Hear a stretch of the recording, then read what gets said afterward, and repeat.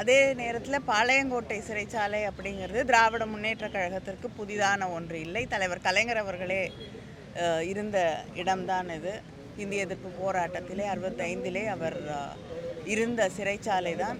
அதனால் திராவிட முன்னேற்ற கழகத்தில் இருக்கக்கூடியவர்கள் யார் இந்த சிறைச்சாலைக்கு வந்தாலும் அதை பெருமையாகத்தான் நினைப்பார்கள். அதனால் எங்களுடைய சட்டமன்ற உறுப்பினர் மார்கண்டேயன் அவர்கள் அதை பெருமையாகத்தான் ஏற்றுக்கொண்டு இங்கே இந்த சிறையில் இருக்கிறார். அது மட்டும் இல்லை, இந்த மாதிரி அச்சுறுத்தல்களுக்கு, வழக்குகளுக்கு, கைதுகளுக்கெல்லாம் பயப்படக்கூடியவர்கள் திராவிட முன்னேற்ற கழகத்தில் யாருமே கிடையாது. எத்தனை பொய் வழக்குகள் போட்டாலும் அதை சந்திப்பதற்கு திராவிட முன்னேற்ற கழகமும் எங்களுடைய தலைவர்களும் தயாராகத்தான் இருக்கிறோம். சட்டம் ஒழுங்கு இன்றைக்கி தமிழ்நாட்டில் எந்த நிலையில் இருக்குதுன்னு நம்ம அத்தனை பேருக்கும் தெரியும். இன்றைக்கி காலையில் கூட ஒரு பெண் மிக மோசமாக பயங்கரமாக செய்யப்பட்டிருக்கிறார் அப்படிங்கிற ஒரு செய்தியை நம் ஊடகங்களில் பார்க்கிறோம்.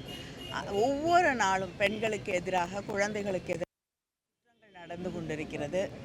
ஏன் ஸ்ரீவைகுண்டத்தில் இருக்கக்கூடிய சட்டமன்ற உறுப்பினர் ஆக இருக்கக்கூடியவர் மீதே ஒரு குற்றம் சொல்லக்கூடிய அளவிற்கு அங்கே குற்றங்கள் பெருகி கிடக்கக்கூடிய ஒரு சூழலிலே அவரை கூப்பிட்டு விசாரிக்கிறது கூட இந்த அரசு தயாராக இல்லாத நிலையிலே ஒரு சட்டமன்ற உறுப்பினரை தவறாக பேசினார் என்பதற்காக கைது செய்து சிறையிலே அடைக்கக்கூடிய ஒரு நடவடிக்கையை எடுத்துக்கொண்டிருக்கிறார்கள். இவரை மட்டும் இல்லை, இதற்கு முன்னால் திரு அனிதா ராதாகிருஷ்ணன் அவர்களுக்கும் இப்படி அச்சுறுத்தலும் வழக்கும் போடப்பட்டது. அவரையும் கைது செய்ய முயற்சி செய்தார்கள், சிறையிலே அடைக்க முயற்சி செய்தார்கள். அடுத்து ஒவ்வொரு முறையும் கருத்துக்கள் சொல்லக்கூடிய யூடியூபர்ஸாக இருக்கட்டும், சோஷியல் மீடியாவில் பணியாற்றக்கூடியவர்களாக இருக்கட்டும், அவர்களை எல்லாம் சிறைக்கு அனுப்ப இந்த அரசு ஆட்சி முயற்சி செய்து கொண்டிருக்கிறது.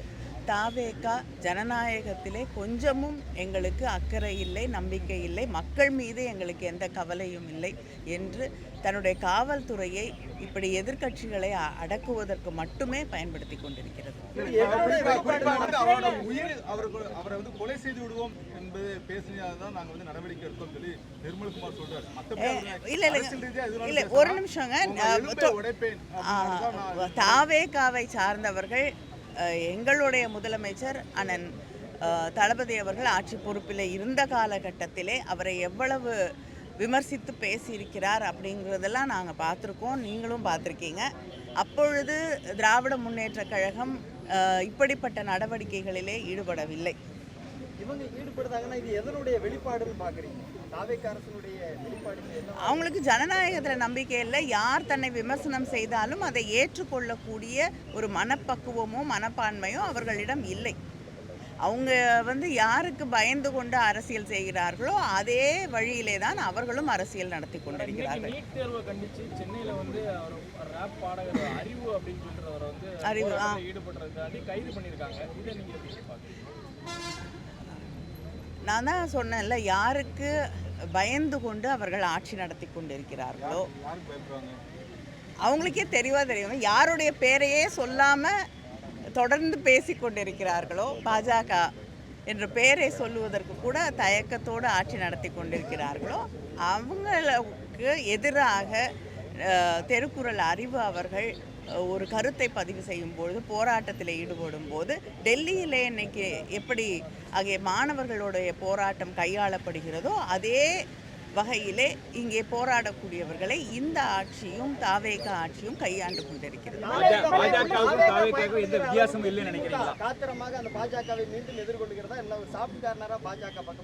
திராவிட முன்னேற்ற கழகம் தன்னுடைய கொள்கைகளிலிருந்து, கருத்துக்களிலிருந்து தமிழ்நாட்டு நலன் என்று வரும் பொழுது என்றும் விட்டு கொடுத்ததில்லை, விட்டு கொடுக்கவும் மாட்டோம். தலையங்கம் தொடர்ந்து எழுதப்படுகிறது. திராவிட முன்னேற்ற கழகத்தினுடைய சப்போர்ட் இருந்தால் தான் இந்த 750 சீட்டு அது போன்ற நிகழ்வுகள் வரும்னு சொல்லி தலையங்கத்தை எழுதக்கூடிய அளவுக்கு கொஞ்சம் நெருக்கமான சூழல் தற்போது ஏற்பட்டு விட்டதா? இல்லைங்க, தலையங்கம் எழுதுவதற்கெல்லாம் நாங்கள் பதில் சொல்ல முடியாது. இல்லை, அது நீங்கள் தான் பதில் சொல்லணும். உங்களுக்கு என்ன எல்லா அனுமானங்களுக்கும் நாங்கள் பதில் சொல்ல முடியாது. நாங்கள் சென்ற முறை அந்த மசோதா கொண்டு வரப்பட்ட போது எங்களுடைய கருத்துக்களை மிக தெளிவாக எடுத்து வைத்திருக்கிறோம். அந்த கருத்துக்களுக்கு மதிப்பளிக்க வேண்டும் என்பதுதான் எங்களுடைய கருத்து.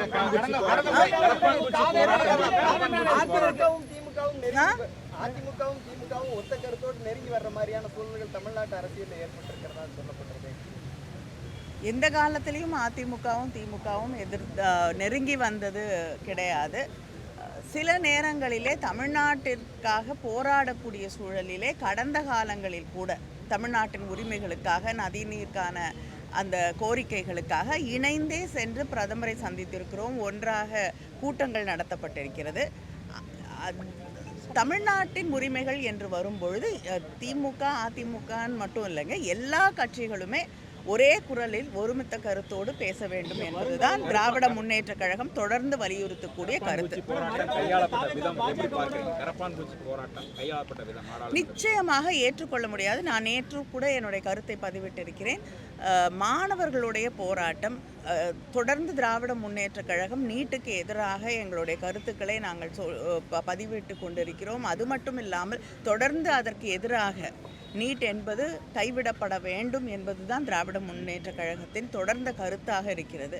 அப்படிப்பட்ட ஒரு சூழலில் மாணவர்களுடைய எதிர்காலத்தையே பாதிக்கக்கூடிய அளவிற்கு இந்த கொஸ்டின் பேப்பர் லீக்ஸு, பரீட்சைகள் சரியாக நடத்தப்படுவதில்லை என்ற சூழலிலே மாணவர்களுடைய போராட்டத்தை ஒடுக்க வேண்டும் என்பதற்காக அவர்கள் மீது வன்முறை கட்டவிழ்த்து விடப்படுவது என்பதை ஏற்றுக்கொள்ள முடியாது என்பதை திராவிட முன்னேற்ற கழகம் தெளிவாக எடுத்து சொல்லுங்கள்.